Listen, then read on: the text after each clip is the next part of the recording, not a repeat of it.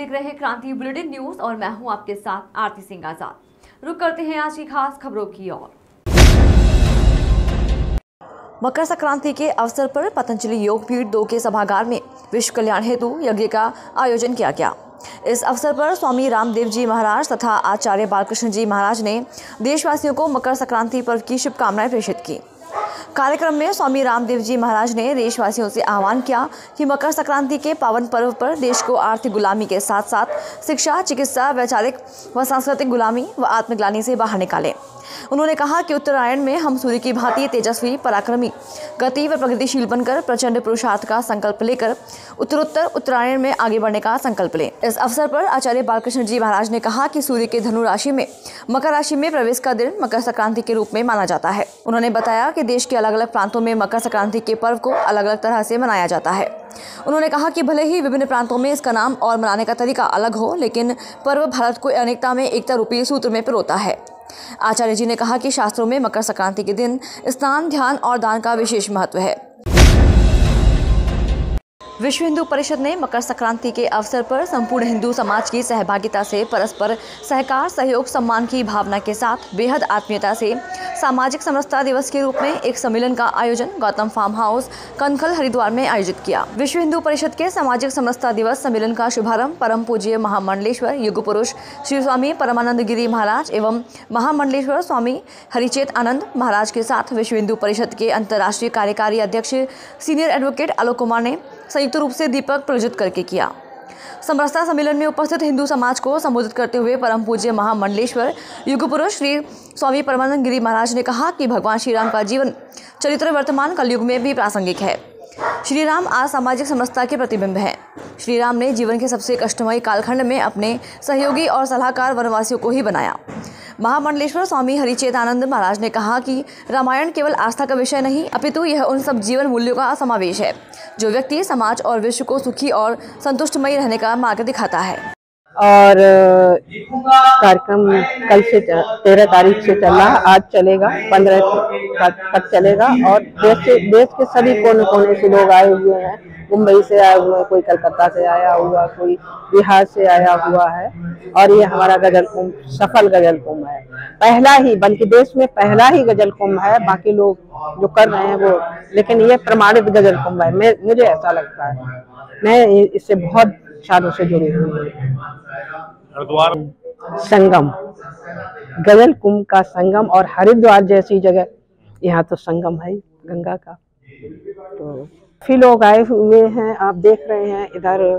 और थोड़ा सा नाम तो बल्कि नेपाल से अभी आई हैं, श्वेता जी आई हुई हैं, श्वेता दीक्षित जी आई हुई हैं, और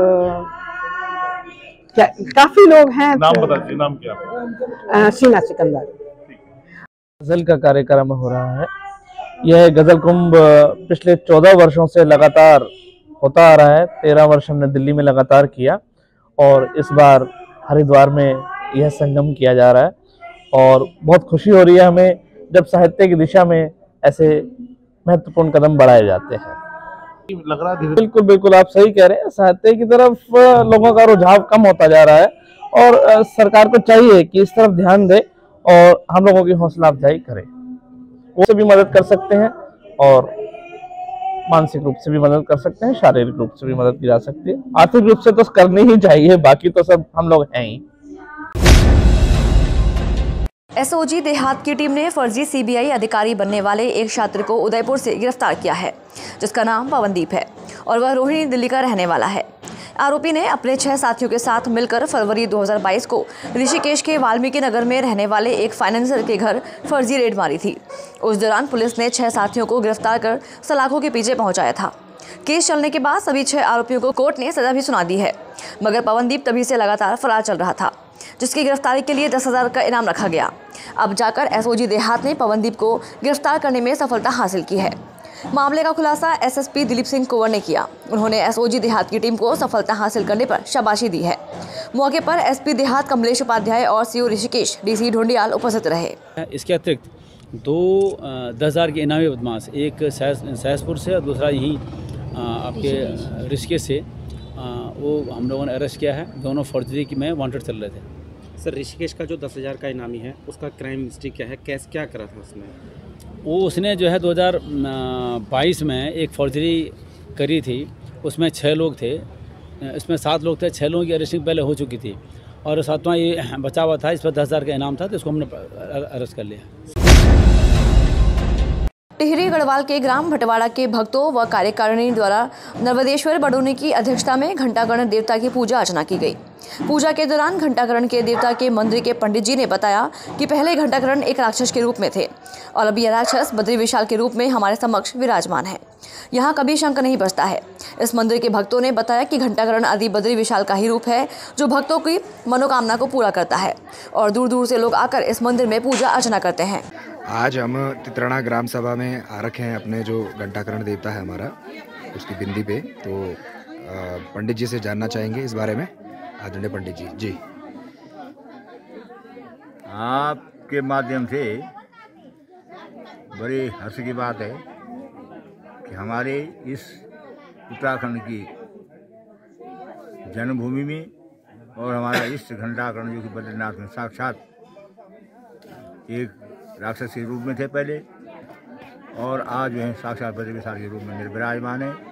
वहाँ शंख कभी नहीं बजता है, ये हमने सुनी है और मैं सब लोगों से आग्रह करता हूँ कि हमारे इस देव कार्य में अपना सहयोग प्रदान करें और विशेषतः हमारे जो प्रवासी यहाँ के ग्राम सभा के हैं पूरे की जो भी लोग इसको चैनल को सुन रहे हो या देख रहे हो उनका हम हार्दिक अभिनंदन करते हैं। धन्यवाद। हम आज ये हमारे घंटाकर्ण की बिंदी है, यहाँ पर पूजन वगैरह होता है और जब नए पशु का निर्धारण होता है तो उसके जो सिक्के होते हैं उनको जो लगाया जाता है वो यहाँ पर लगाया जाता है। ये हमारे पूर्वजों ने हमारे घंटाकर्ण की आराधना की और उनके साथ में जो है ये विराजमान है। घंटाकर्ण जो हैं वो आदि बद्री विशाल के दूसरे रूप हैं और यहाँ पर यज्ञ के साथ साथ यहाँ पर सभी लोग जो हैं पूरी रात को जागरण करते हैं और सुबह जो है सिक्के लगते हैं। इस प्रकार से ये कार्य संपन्न होता है। धन्यवाद। घंटाकर्ण जो बेसिक रूप है वो बद्रीनाथ का ही एक रूप है और आदि घंटाकर्ण जो हमारा देवता है वो कई जगह विराजमान है, पूरे पहाड़ों में कई जगह विराजमान है। हम ग्राम सभा भटवाड़ा के रहने वाले हैं और हमारी जो बिंदी है वो ग्राम सभा तितराना में पड़ती है। आज हम अपनी बिंदी पर आए थे, दो बहुत बड़े कारण थे और देवता की पूजा भी होनी थी। एक हमारे पशवा जी जो शंकरमणि बडोनी थी, उनकी मृत्यु के बाद उनके बेटे को ही सिक्के लगे आज और देवता ने धारण किया है अपने हाथ से ही, मतलब देवता जैसे अवतरण हुए हैं वैसे ही सिक्के उनके हाथ में चढ़ गए। दूसरा ये था कि जो कुलानंद बडोनी जो इसके घंटाकर्ण के पुजारी थे उनका भी देहांत हो गया था। उनके देहांत के पश्चात जो है उनका बेटा संजय प्रसाद बडोनी और इन दोनों को रावल और पशवा दोनों नियुक्त किया गया है और पूरी रात जागरण हुआ है। उस जागरण करने के पश्चात सुबह यज्ञ हुआ है। यज्ञ के पश्चात अब यहाँ पे भोज लगेगा। भोज लगने के बाद हम अपनी ग्राम सभा करेंगे। उत्तरायणी उत्सव मकर संक्रांति पर्व पर उदय भारत सिविल सोसाइटी द्वारा प्रेमनगर घाट नहर पटरी पर वृक्षारोपण कर हरियाली का संदेश देते हुए इसे आज की जरूरत बताया। कार्यक्रम में मुख्य अतिथि के तौर पर ग्रीनमैन विजयपाल बघेल जी की मौजूदगी में वृक्षारोपण कार्यक्रम किया गया। इस अवसर पर विजयपाल बघेल ने कहा कि पर्यावरण संरक्षण की जिम्मेदारी हम सबकी है और हमें सबको मिलकर पर्यावरण संरक्षण के लिए आगे आना चाहिए। आज विश्व में ग्लोबल वार्मिंग एक बहुत बड़ी समस्या बन गई है। विकास के नाम पर हो रहे कटान से जंगल धीरे धीरे खत्म हो रहे हैं, जिसकी वजह से जीव जंतु लुप्त होने की कगार पर हैं। जलवायु परिवर्तन हो रहा है, मीथेन और कार्बन डाइऑक्साइड की मात्रा में वृद्धि हुई है। यह दोनों ही ग्लोबल वार्मिंग बनाने में अपना योगदान दे रहे हैं। तापमान में वृद्धि हो रही है और सांस लेने में कई बीमारियां जन्म ले रही हैं। हम सबको मिलकर पर्यावरण को संरक्षण की जिम्मेदारी लेनी होगी, तभी हम आने वाली पीढ़ियों को स्वस्थ एवं हरा भरा वातावरण दे सकेंगे। फिलहाल इतना ही। खबरों का सिलसिला लगातार जारी है। बने रहे क्रांति बुलेटिन न्यूज के साथ। नमस्कार।